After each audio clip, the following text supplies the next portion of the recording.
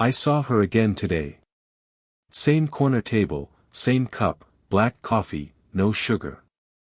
She always stirred it anyway, out of habit maybe, like she was trying to make something sweeter that wasn't. The cafe wasn't much. A quiet place near the bus stop where tired people came to sit for a few minutes before real life resumed. But to me, it had started to feel like a waiting room between who I was and who I wanted to be. I came here most mornings before heading to work. It wasn't routine, exactly, more like a ritual I couldn't explain. Some days I told myself it was for the caffeine, other days for the quiet. Lately, I'd stopped lying to myself. It was because of her. Anna. My best friend's older sister. She was 11 years older, though she never mentioned it, and I never dared to. She worked nearby, I think, though I never asked where. Maybe it was something serious, her posture always had that kind of weight to it, like she carried the day before it even began. Same thing, she asked me this morning, already knowing the answer. Yeah, I said, trying not to sound like it meant anything. Thanks. She remembered my order, oat latte, 1 shot, light foam. I tried not to read too much into it, but the truth is, you do. When someone remembers the small things, it rearranges the quiet inside you. She handed me the cup, fingers brushing mine, brief, unintentional, but my chest tightened anyway. Long night? She asked. Could say that, I said, though the night had been nothing but scrolling, a half-written text to someone I don't talk to anymore, and the hum of the fridge. Her smile was small, like she knew I wasn't telling the full story. For a while, neither of us spoke. The cafe clock ticked, steady, indifferent. A couple at the counter argued quietly about muffins. The milk frother hissed. I sat at my usual seat by the window, pretending to read, watching the reflection of her move behind the counter.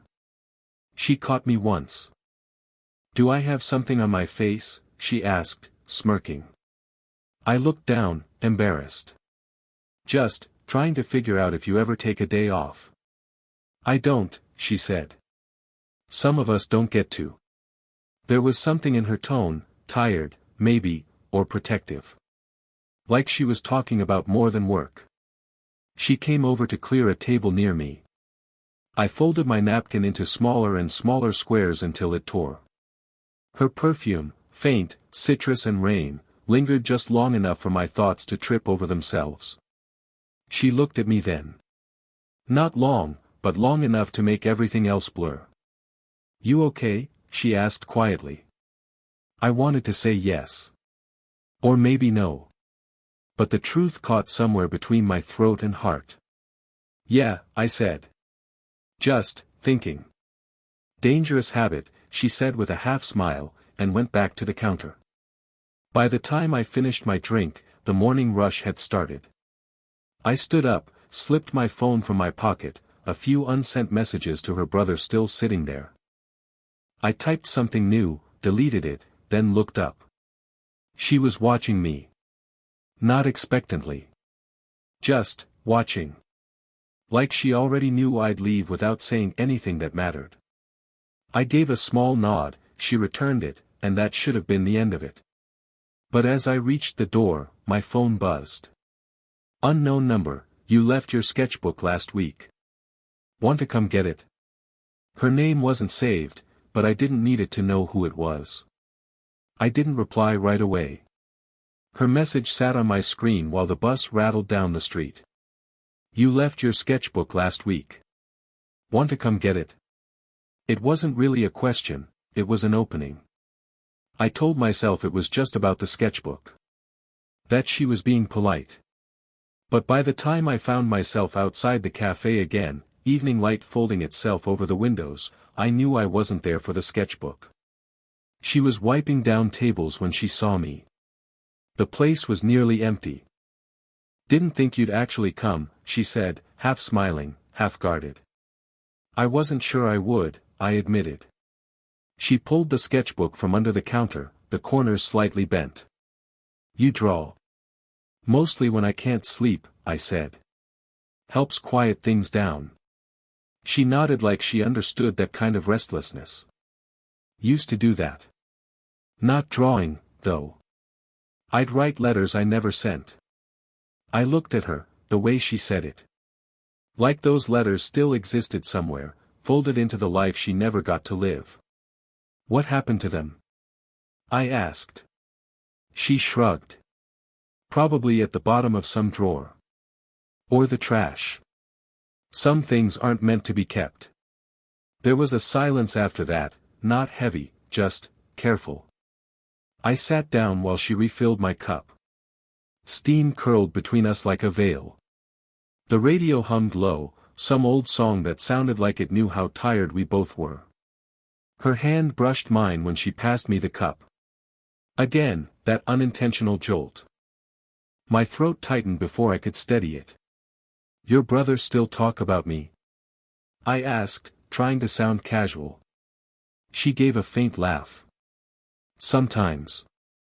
He still thinks of you as that kid who used to eat all our cereal. Guess I never really grew out of that, I said.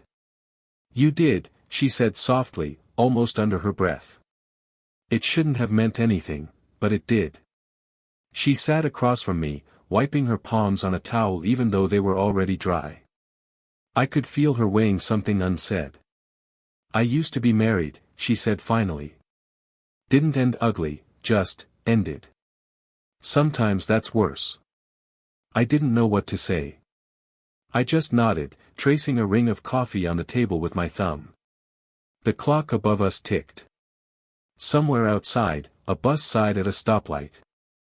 I wanted to tell her I understood what she meant, that endings without noise leave longer echoes. But instead, I said nothing. She smiled at my silence, almost relieved. You don't talk much, she said. Guess I never know what's worth saying, I murmured. Her gaze lingered, long enough for something to shift, then she stood. You're better off that way. As she turned to leave, I reached out without thinking, fingers catching the sleeve of her sweater. Just a second. Just contact. She looked down at my hand, then at me. No words. Just a small, sad smile. I don't know why that moment stayed with me, I'd think later. Maybe because it felt like someone finally saw me. I didn't see her for a week after that night. The cafe felt different without her, too bright in the mornings, too quiet in the evenings. I still came, pretending it was habit, but the truth was, I kept waiting for the sound of her voice from behind the counter. It never came. Then one Friday, she was there again. Hair tied up this time. Same silver bracelet on her wrist, I noticed it before I even noticed her face. Hey, I said, awkward, almost surprised by my own voice. She looked up. Hey, stranger. Wasn't sure you still worked here. She smiled faintly. I wasn't sure I did either. Something about the way she said it, tired, lighter somehow, made me want to ask where she'd been. But I didn't. Instead, I ordered coffee I didn't want, just to have a reason to stay. She poured the milk too quickly, it splashed over her hand. I reached for a napkin, instinct more than thought, and handed it to her. Our fingers touched again, too long, too familiar. Thanks, she said, her voice softer than before. For a second, the noise around us, clinking cups, quiet chatter, faded. There was just that warmth between us, trembling, real. And then, hey. You still alive, man? Her brother's voice. He appeared in the doorway, grin wide, like he'd just walked into a memory he didn't know was fragile. Didn't know you came here, he said, clapping my shoulder. Sometimes, I said, forcing a laugh. Best coffee in town. Anna didn't look up. She busied herself with the espresso machine, the hum of it filling the air where our silence used to live. Her brother ordered something, chatted easily. I answered when spoken to, but my chest felt tight, like every word might give something away. When he turned to grab his drink, she glanced at me, quick, pained. The kind of look you give someone you're not supposed to know like that. He left first, tossing a "see you later" over his shoulder. I nodded. The door closed. For a long moment, neither of us said anything. Just the faint buzz of lights, the sound of her cleaning the counter that was already spotless. "You didn't tell him," she said finally. "Tell him what?" She didn't answer. Just sighed, pressing her palms flat against the counter. "I think you should take a break from this place," she said quietly. "From coffee?" I tried to smile, but my voice cracked. "From me," she said. The words landed like a soft punch. "No anger, just exhaustion." "Is that what you want?" Her eyes lifted to mine, unsure, almost trembling. "I don't know what I want." Silence again. That unbearable, fragile silence that says everything we don't. I stepped closer, just enough that I could see the small scar on her lip, the faint tremor in her breath. Her hand rested on the counter edge, mine just beside it. Neither of us moved, but everything did. She looked at my mouth, just once, then away. And I swear, if the clock hadn't struck just then, if that sound hadn't broken the air, something might have happened that we couldn't take back. It rained the night I saw her again. Not the heavy kind, just enough to make everything quiet. She was locking up the cafe when I walked by. The lights inside were half dimmed, reflecting against the wet pavement. She looked up, surprised but not startled. "You still come this way?" she asked, tucking her hair behind her ear. "Some habits die slow," I said. She gave a small, tired smile. "You could have texted." "I didn't think I should." "Probably not," she said. "But you did think about it." Her words hung there, simple but sharp. I didn't answer. I just watched the way the streetlight hit her face, tired eyes, raindrops caught in her lashes, the kind of beauty that doesn't ask to be noticed but still is. She stepped out, umbrella in one hand, keys in the other. "Walk with me." It wasn't an invitation so much as a surrender. We walked down the narrow street, puddles rippling underfoot. I didn't know where we were going, and maybe she didn't either. The silence between us felt heavier than words could handle. After a while, she said, "Your brother's been asking if you've been okay." I looked at her. "And what did you tell him?" "That you seem distracted." "Guess he's not wrong." She laughed under her breath, low, barely there. "You're young. You'll move on from whatever this is." I stopped walking. "Is that what you want?" She froze too. The sound of rain filled the pause between us. "You think I haven't asked myself that?" she said finally. "Every day, I try to make it something else, a mistake, a moment, a phase. But it's not. It's," she trailed off, swallowing the rest. "It's what?" Her grip on the umbrella tightened. "Something I can't afford to want." The words stung, not because they were cruel, but because they were honest. I stepped closer, close enough to smell the faint mix of coffee and rain on her coat. "You think I don't know that? You think I haven't tried to pull back?" She looked up at me, eyes trembling, fear, guilt, something deeper hiding beneath both. "I see you with other people," I said quietly. "The way you talk, smile. And I tell myself it shouldn't matter. But it does." "Don't," she whispered. "I can't help it." She shook her head, a tear she tried to hide mixing with the rain. "You're 24. You should want someone who doesn't have to explain herself." "I don't want anyone else," I said, the words out before I could stop them. The rain softened, turning into a steady whisper. She lowered the umbrella slightly, eyes fixed on the space between us, the smallest distance that felt impossible to cross. "Don't say that," she breathed. "I already did." She took one slow step closer, then stopped. The world around us seemed to still, no cars, no people, just the quiet ache of what wasn't said. Her voice, when it came, was barely there. "What are we doing?" And for once, I didn't have an answer. The next morning, she was gone. Not just from the cafe, from everything. No reply to my messages. No trace of her online. Her brother said she'd taken a few weeks off, but didn't know why. I nodded like it didn't matter, but my chest felt hollow, like someone had quietly taken the air with her. At first, I told myself she just needed space. People do that. They vanish to recalibrate.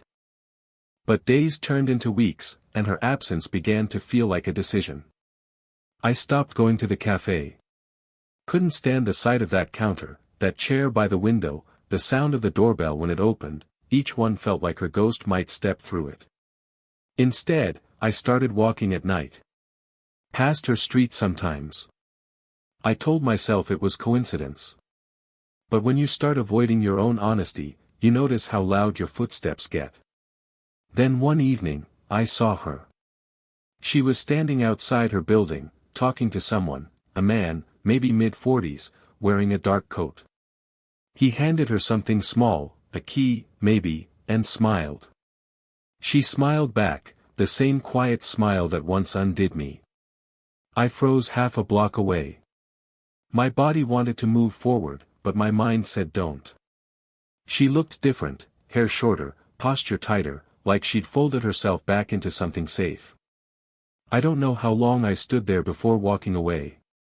The next day, I deleted the messages I never sent. Still, she lingered everywhere. In the sketchbook I hadn't opened since that night. In the coffee stain on the sleeve of my jacket. In the sound of rain hitting the window at 2 a.m. Then one afternoon, I got a message. Anna, you still drawing? Just that. Nothing else. I stared at it for 10 minutes. The 3 little dots blinked, then disappeared. No follow-up. No goodbye. I typed, I've been trying to. Deleted it.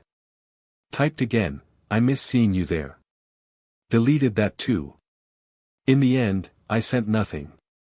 A week later, her brother mentioned she'd started working at a clinic out of town. She needed a change, he said. New start or something. I nodded, trying to sound unaffected. Good for her. He shrugged. She said she might drop by sometime. That word, might, felt cruel. Not because it was uncertain, but because it was true. That's what she was now. A might. A maybe that wouldn't quite fade. That night, I sat at my desk and opened my sketchbook for the first time in months. The last page held the drawing I'd made of her, unfinished, like I'd stopped mid-line. I traced the half-drawn curve of her face, pencil trembling. I didn't feel heartbroken. I felt paused. Like life forgot to finish the sentence. It was nearly a year before I saw her again. Late afternoon in early winter, that in-between hour when the light starts to dim but the street lamps haven't caught up yet. I was walking past the park near the hospital, sketchbook under my arm, when I saw her sitting on a bench by the pond. No coffee cups, no apron, no distance this time. Just her, still, watching the ducks drift on gray water. For a moment, I thought about turning around. Leaving her with the piece she'd probably worked hard to find. But then she looked up. And that was that. Hey, I said, the word catching on my breath. Hey, she replied, small smile, eyes soft. You look older. Feels like it. I sat down at the far end of the bench. Not close, not far. Just enough space to be safe, or to pretend we still needed it. She glanced at the sketchbook. Still drawing. Sometimes, I said. Mostly lines that don't turn into anything. She nodded. That sounds about right. We sat in silence for a while. The air was cold enough to see our breath, but neither of us seemed to mind. I heard about the clinic, I said. You still there? Yeah, she said. It's quiet. I like quiet now. You always did. Her lips twitched, like she wanted to argue but couldn't. Finally, she said, I didn't leave because of you. I know, I said. But you didn't stay because of me either. She looked down at her hands, bare now, no rings, no silver bracelet. I thought leaving would make it easier to forget. Did it? Some days, she said. Other days I still see your face when it rains. That landed somewhere deep. We both stared ahead, at the water rippling in circles. I kept waiting for you to say something, I said quietly. Even just to tell me to stop. I was scared if I did, you wouldn't. I laughed softly, not out of humor but recognition. You always were too kind to be cruel. She turned then, really looked at me, the way people do when they stop lying to themselves. Her eyes were tired but clear. I missed you, she said. Not like before. Just, the quiet we had. Something in me loosened. I wanted to tell her I'd loved her. That I still did, in a way that wasn't about wanting but remembering. But I knew that wasn't what this moment was for. So I just nodded. Yeah, I said. Me too. A wind passed between us, carrying the smell of rain and something faintly sweet, maybe her shampoo, maybe memory. She reached out, resting her hand briefly on mine. Warm. Steady. Present. Okay, she asked. Okay, I said. No promises. No endings. Just two people sitting in the same silence again, this time, without the ache. It's been 2 years since that afternoon at the park. The world didn't change. But something in us did. We never had a grand conversation about us. There was no confession, no apology that tied things up neatly. What we had instead was a slow return, like rain easing back into the soil after a long dry season. It started with coffee again. I walked into the same cafe one morning out of habit, and she was there, sitting by the window, reading. The same table where she used to pour mine. She looked up, smiled, and without needing to ask, I ordered 2 black coffees. When I set one in front of her, she smirked. You still remember. Some things don't fade, I said. Now, it's just, simple. Some mornings she meets me there before her shift. Some evenings I stop by her place after mine. We talk about work, about how the world feels smaller as you get older. Sometimes, we just sit, the kind of silence that doesn't press for meaning anymore. She still stirs her coffee even though she takes it black. I still fold napkins without realizing it. Little habits, unremarkable, but somehow, they fit. Once, sitting on the park bench, our bench now, she leaned against my shoulder, quiet, content. Do you ever think we missed our moment? I asked. She shook her head. No. I think we just found a slower one. That's the kind of thing about her, she doesn't dramatize what hurts. She just makes it honest enough to live with. Sometimes, when I walk past the old cafe at 8:47 a.m., the same clock time where everything used to start, I catch our reflection in the glass, 2 people who once mistook longing for impossibility and learned it could be neither. We never became a story that demanded to be told. We just, stayed. Not every love needs fireworks. Some just need time, the slow kind that doesn't rush to prove itself. Last week, she brought me tea instead of coffee, said she was trying something new. I teased her that she was betraying her brand. She laughed, that same soft laugh that used to make my heart stumble. Now, it just makes it rest. When we walk home, she sometimes loops her arm through mine without thinking about it. And every time, I feel that quiet certainty that this is enough. Not the kind of love that burns, but the kind that keeps the lights on. Tonight, she's sitting beside me on the couch, half asleep, mug in hand. The TV hums low, the world outside drifts. She stirs her tea. I fold the napkin beside her. We both smile, not at each other, but at the same thought, the one we don't have to say anymore. Because we finally learned, some stories don't need an ending. They just keep breathing quietly between sips of tea and black coffee.